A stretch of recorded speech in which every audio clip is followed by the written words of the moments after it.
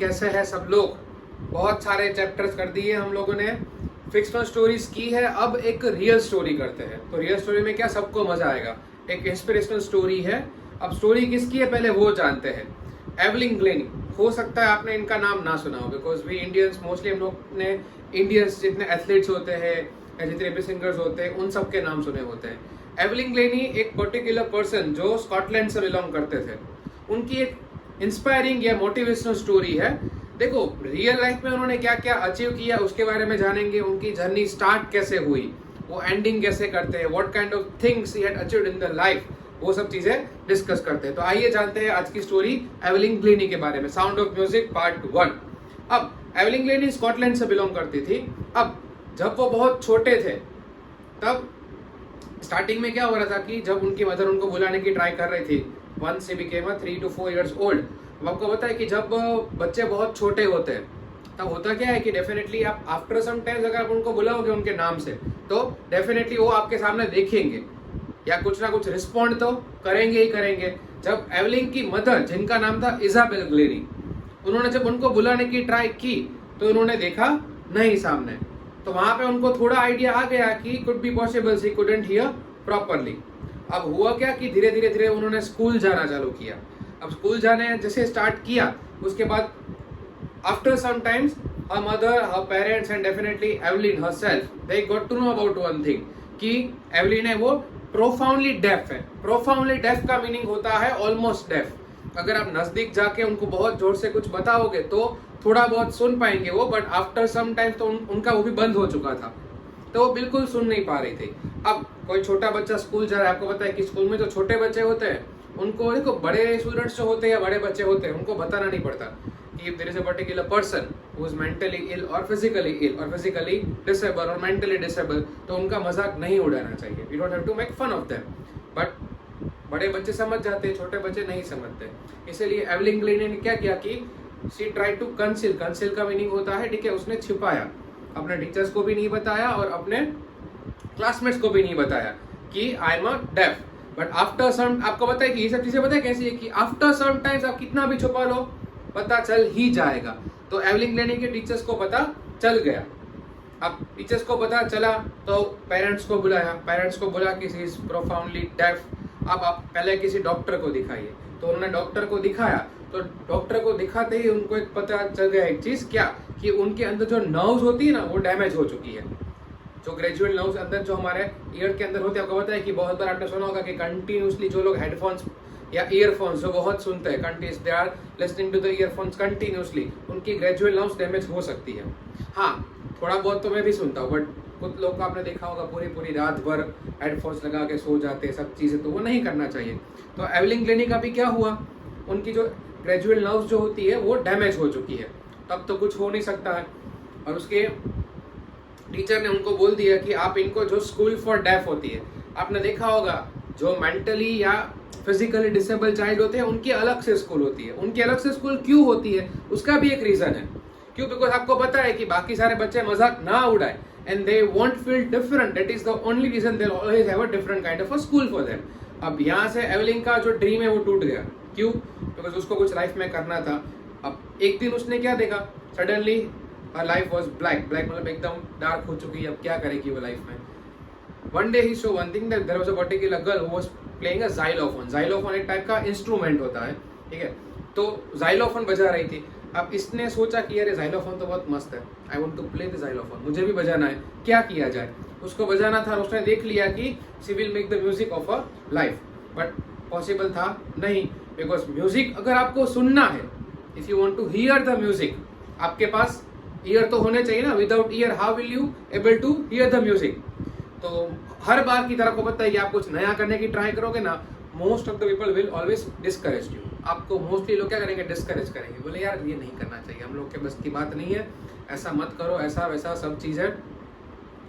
Same चीज हुई Evelyn के साथ, उसके टीचर ने उसको डिस्करेज कर दिया, मोस्ट ऑफ द टीचर्स ने, कि नहीं तुम नहीं कर सकती। बस उनके एक और टीचर थे, रॉन फॉक्स, जो एक परकशनिस्ट थे। अब देखो परकशनिस्ट का मीनिंग क्या होता है कि जो डिफरेंट काइंड ऑफ इंस्ट्रूमेंट है उनको बजा सकते हैं, तो रॉन फॉक्स वो थे। रॉन फॉक्स ने उनको मोटिवेट किया, बाकी सब ने डिस्करेज किया, बट उन्होंने क्या किया, मोटिवेट किया he saw the potential of Evelyn Glennie. उसने पोटेंशियल देख लिया कि ये लड़की अगर प्रॉपरली हार्डवर्क और डेडिकेशन के साथ आगे जाएगी तो बहुत कुछ कर सकती है। See sometimes kind of thing will happen with us कि हमें नहीं पता होता है कि हमारे अंदर क्या है, हमारा जो पोटेंशियल है वो कोई और ढूंढता है। जैसे एक लेट्स टेक एन एग्जांपल, आप सब लोग ने महेंद्र सिंह धोनी की मूवी देखी होगी, MS Dhoni the untold story. उसमें एक छोटा सा ठीक है चीज आपने देखा होगा कि उनके कोच ने उनको देखा था फर्स्ट टाइम कि अगर ये पर्टिकुलर छोटा सा बच्चा अगर गोल कीपिंग इतनी मस्त कर सकता है तो ये विकेट कीपिंग भी अच्छी कर सकता है। He saw the potential in MS Dhoni. उन्होंने बोला कि विकेट कीपिंग पे ध्यान दो and then rest is history. We all know कि we got the best wicket keeper in the world. तो वैसे ही एवलिन ग्लेनी का पोटेंशियल किसने देखा? रॉन फॉर्ब्स ने देखा। उन्होंने एक चीज सिखाई, बोले काम करो, क्या करना है तुम्हें, you can't hear the music, तुम म्यूजिक है उसको फील करने की ट्राई करो। अब कुछ लोग बोलेंगे फील कैसे कर सकते हैं फील भी। आपने बहुत जगह पे देखा होगा, कुड बी पॉसिबल अगर आपने ABCD मूवी देखी है, अल्फाबेट की बात नहीं कर रहा हूँ, ABCD एनीबॉडी कैन डांस, उसमें सेम टू सेम सिनेरियो है कि there was one particular person जिनको डांस करना होता है। बट देखो उसमें भी सेम टू सेम सिनेरियो है कि अगर आपको डांस करना है, so you have to hear the music. तो वो क्या करता है, अपने पैर के नीचे सॉक्स या शूज है उसको रिमूव कर देगा, तो वो डांस क्या है उसको प्रॉपरली करने के लिए जो म्यूजिक है उसको फील कर पाएगा कि okay that's how we can feel the music. Same thing was doing at that time. Evelyn Glennie same चीजें कर रही थी। क्या कर रही थी कि उसने भी क्या किया कि अपने चीजें जो है सॉक्स पहना है, शूज पहना है, उसको रिमूव कर दिया। एंड सेकंड थिंग, ड्रम के पास जब वो खड़ी रहती थी तो उसके वेस्ट डाउन से और वेस्ट अप से अलग अलग टाइप के वाइब्रेशंस को फील करती थी। इसका एक मस्त एग्जांपल दे रहा हूँ। हम सब लोग मोस्टली अपार्टमेंट्स में रहते हैं, फ्लैट में रहते हैं।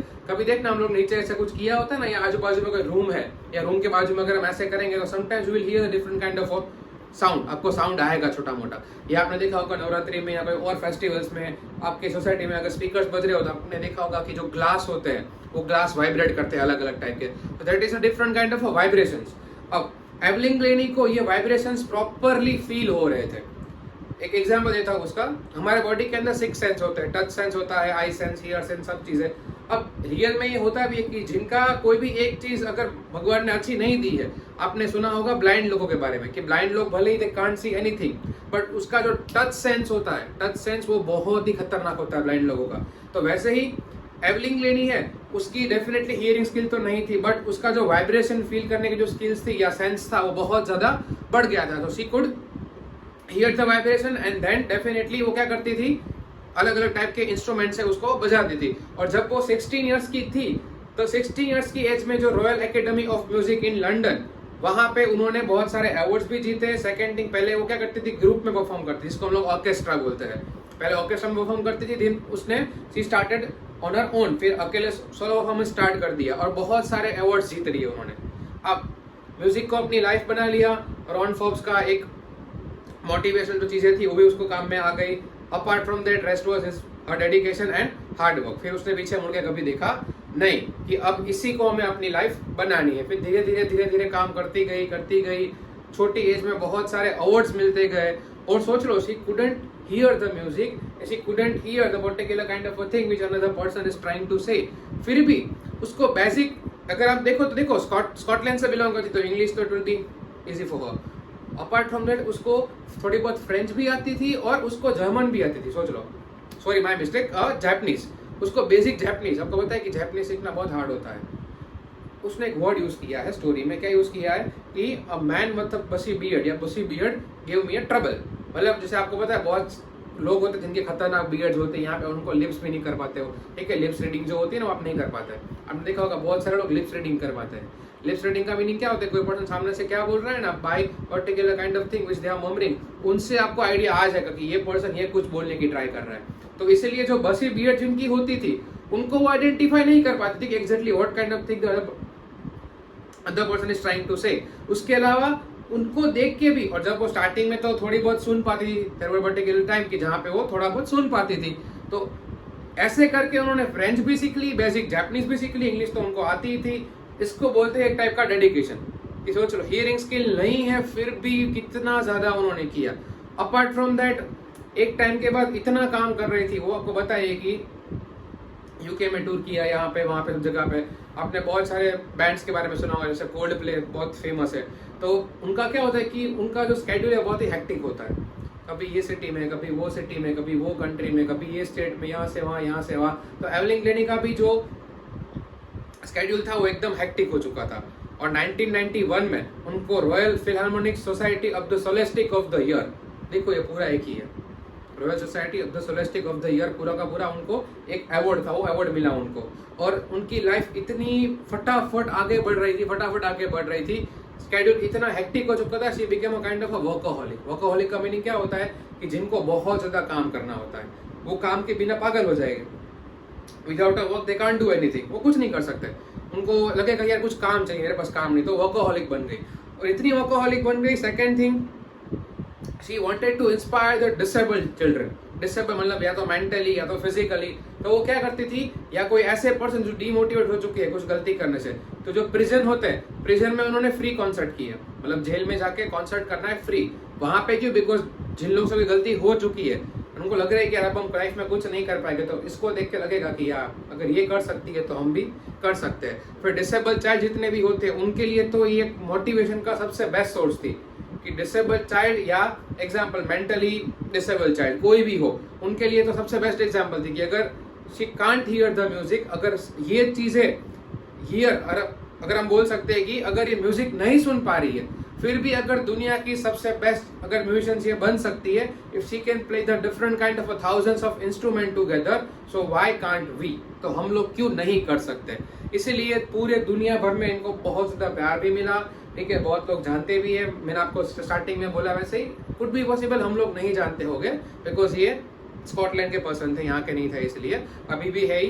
But the main thing is that कि उन्होंने जिस तरह एक नेगेटिव स्टफ को पॉजिटिव में कन्वर्ट कर दिया एनवायरनमेंट में। देखो कभी कभी कुछ मोटिवेशनल स्टोरीज जो होती है ना रियल लोगों की, वो बहुत बोरिंग लगती है, बोले यार, बट आप उनकी जगह अगर खुद के प्लेस को रख के देखो वहां पे, अगर आप ऐसे होते, आप सुन नहीं पाते और आपको कोई ऐसी चीज में इंटरेस्ट होता जहां पे you need to hear things, और वही चीज करना ऑपोजिट, और उसमें इतना हाई लेवल का सक्सेस पाना, it's the best ever. So बस ये हमारी सबसे खतरनाक और सबसे best one of the story थी, वो थी एवलिन ग्लेनी की साउंड ऑफ म्यूजिक पार्ट 1।